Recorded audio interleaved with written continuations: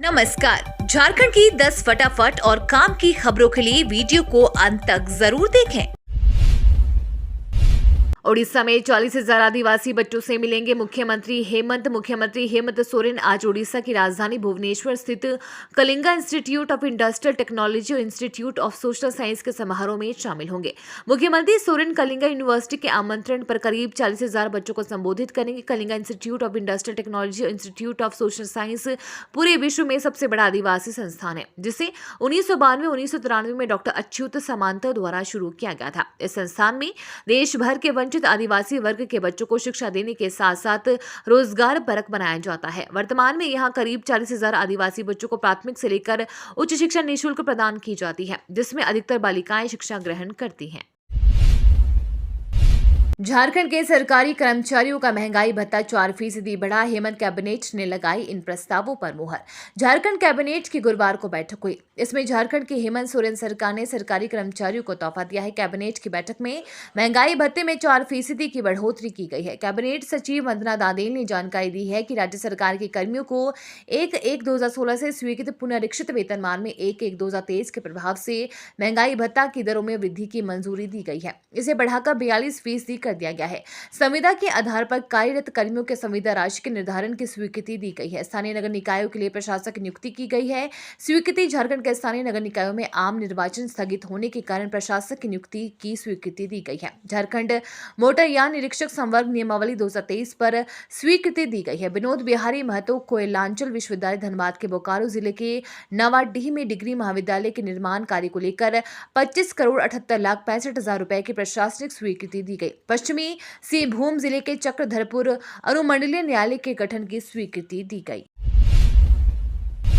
झारखंड में तेजी से बढ़ रहा संक्रमण का खतरा, पेंडिंग है कोरोना जांच के लिए कई सैंपल, धीरे धीरे बढ़ रहा है संक्रमण का दायरा। झारखंड में कोरोना संक्रमण के मामलों में लगातार बढ़त दर्ज की जा रही है।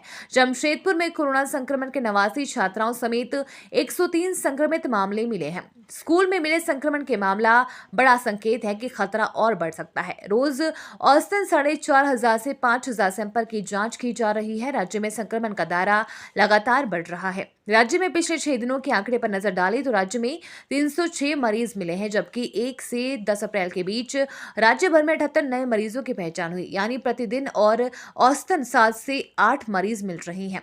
25 अप्रैल के बाद से संक्रमण के आंकड़ों में भारी तेजी दिख रही है। राज्य में जांच रिपोर्ट के लिए कई लोगों को लंबा इंतजार करना पड़ रहा है। इन वजहों से संक्रमण का खतरा बढ़ रहा है।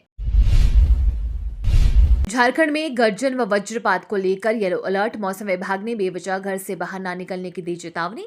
राजधानी समेत आसपास के जिलों में सतही हवा के बहने को लेकर मौसम विज्ञान केंद्र रांची ने येलो अलर्ट जारी किया है। 30 से 40 किलोमीटर की रफ्तार से पूरे राज्य में हवा बहने का पूर्वानुमान है। गर्जन व वज्रपात के साथ हल्की वर्षा की भी संभावना जताई गई है। इस बदलाव से राजधानी का मौसम सुहावना जरूर हो गया है, लेकिन सतही हवा से नमी में कमी आने की आशंका है। यह स्थिति पूरे राज्य में 2 मई तक बनी रहेगी। केंद्र के विज्ञानी अभिषेक आनंद ने बताया कि 27 अप्रैल को राज्य के अधिकांश हिस्सों में सतही हवा के साथ साथ गर्जन व वज्रपात की संभावना है। येलो अलर्ट जारी करते हुए मौसम विभाग ने एहतियात के तौर पर लोगों से सतर्कता बरतने और बेवजह बाहर न निकलने की अपील की है। पिछले 24 घंटे के मौसम की बात करें तो पूरे राज्य में कहीं कहीं गर्जन के साथ हल्की वर्षा हुई। खुशखबरी, झारखंड में अगले महीने होगी 9,000 शिक्षकों की नियुक्ति। विभाग ने शुरू की तैयारी। झारखंड में शिक्षक बनने का सपना देखने वालों के लिए सरकार बहुत बड़ी खुशखबरी लाने वाली है। झारखंड के कई ऐसे जिले हैं जहां पर सरकारी स्कूलों में शिक्षकों की भारी कमी है, जिसका सीधा असर बच्चों के शिक्षा पर देखा जा रहा है। इसको देखते हुए सरकार अगले महीने 9,000 शिक्षकों की नियुक्ति करेगी। 2016 से चले आ रहे हाई स्कूल शिक्षक नियुक्ति प्रक्रिया के तहत सुप्रीम कोर्ट के निर्देशानुसार चयनित शिक्षकों को अगले माह खेलगांव में नियुक्ति पत्र मुख्यमंत्री के हाथों में दिया जाएगा। इसके तहत करीब 9,000 शिक्षकों की नियुक्ति राज्य के विभिन्न जिलों में स्थित हाई स्कूल में अलग अलग विषयों में होगी। 15 को सीएम आवास का घेराव करेंगे प्रदेश के होमगार्ड जवान। झारखंड राज्य के गृह रक्षक विभिन्न मांगों को लेकर 15 मई को मुख्यमंत्री आवास का घेराव करेंगे। झारखंड होमगार्ड वेलफेयर एसोसिएशन के प्रदेश अध्यक्ष रवि मुखर्जी और पाकुड़ जिला सचिव रामानुज कुमार ने प्रेस विज्ञप्ति जारी कर दी। जारी विज्ञप्ति में सरकार पर वादा खिलाफी का आरोप लगाते हुए कहा कि चुनाव पूर्व होमगार्ड जवानों से कई वादे किए गए थे। लेकिन 3 साल बाद भी इन पर अमल नहीं किया गया। विज्ञप्ति में कहा गया कि न्यायालय के आदेश के बावजूद भी राज्य के होमगार्ड जवानों को समान काम समान वेतन का अवसर नहीं मिल पाया। सरकार को सिर्फ अपना वेतन बढ़ाने से मतलब है। होमगार्ड जवानों की अनदेखी से प्रदेश के गृहरक्षकों में काफी आक्रोश है, जिसके कारण 15 मई को रांची में सीएम आवास घेराव का निर्णय लिया गया है। अंबेडकर आवास योजना झारखंड में तय लक्ष्य से पीछे 7,725 निर्माण अभी भी लंबित। झारखंड में बाबा साहेब भीमराव अंबेडकर आवास योजना का कार्य समय पर पूरा नहीं हो सका है। राज्य में 2016 से 23 तक सभी जिलों में कुल 47,855 लाभुकों को लाभ देने का लक्ष्य निर्धारित किया गया था, लेकिन निर्धारित लक्ष्य के विरुद्ध केवल 83.86% आवास ही पूर्ण करवाया जा सका है।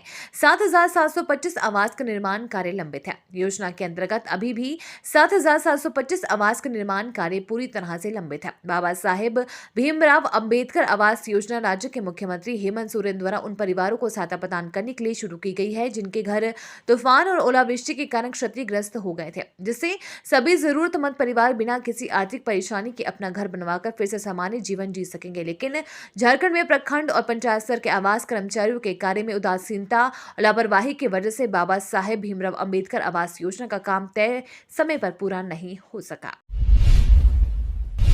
रांची में India international mega trade fair 11 दिनों तक चलेगा। फेयर राज्यपाल करेंगे उद्घाटन, विशेष छूट और इनाम के साथ मनोरंजन की भी व्यवस्था। रांची के मोहराबादी मैदान में 28 अप्रैल से India international mega trade fair का आयोजन किया जाएगा। राज्यपाल सीपी राधाकृष्णन उसका उद्घाटन करेंगे। Jharkhand chamber of GS marketing associates मिलकर इसका आयोजन कर रहा है। 11 दिनों तक लगने वाले इस मेगा ट्रेड में कई तरह के स्टॉल और खरीदारी के लिए बेहतर अवसर होगा।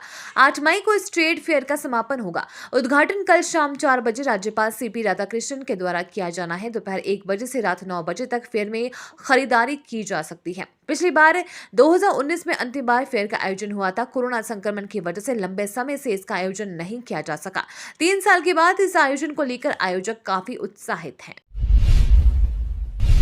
दुमका में मयूराक्षी नदी पर झारखंड का सबसे लंबा पुल बनकर तैयार, सैलानियों को कर रहा आकर्षित। दुमका में मयूराक्षी नदी पर झारखंड का सबसे लंबा पुल बनकर तैयार हो गया है। शहर से सटे दुमका एयरपोर्ट चकलता पथ पर मोड़ाबहार से आगे कुमड़ाबाद में इस पुल का एक छोर है तो दूसरा मसलिया के मकरमपुर में।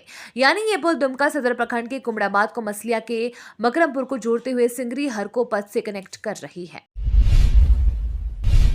झारखंड में एयर एम्बुलेंस सेवा का कितना होगा किराया, किसे मिलेगी सुविधा, जाने सब कुछ। राज्य के मुख्यमंत्री हेमंत सोरेन गंभीर रूप से बीमार राज्यवासियों को सौगात देने जा रहे हैं। उनके प्रति संवेदनशीलता दिखाते हुए मुख्यमंत्री के संज्ञान में आते ही ऐसे गंभीर रूप से बीमार लोगों को सरकार ने बेहतर इलाज हेतु दिल्ली, मुंबई या किसी अन्य जगह भेजने के लिए एयर एम्बुलेंस की सुविधा प्रदान की है। झारखंड में इस सेवा की शुरुआत आज से होगी। मुख्यमंत्री खुद इसका उद्घाटन करेंगे। स्टेट हैंगर से सीएम दिन के 1 बजे सेवा आरंभ करेंगे। इस सेवा के जरिए इमरजेंसी की स्थिति में मरीज को देश के अन्य अस्पतालों में बेहतर इलाज के लिए ले जाने की सुविधा मिलेगी। एयर एम्बुलेंस की सेवा दिल्ली, मुंबई, लखनऊ, चेन्नई, हैदराबाद, बनारस, तिरुपति जैसे शहरों के लिए होगी। केवल 3 घंटे की सूचना पर ही एयर एम्बुलेंस मरीज के लिए उपलब्ध होगी। किराया सभी शहरों के लिए अलग अलग है, जो 3 लाख से लेकर 8 लाख तक है। ये तो थी आज की बड़ी खबरें। अपने गांव या शहर की न्यूज देखने के लिए हमें कमेंट्स में जरूर बताएं कि आप न्यूज को कहां से देख रहे हैं।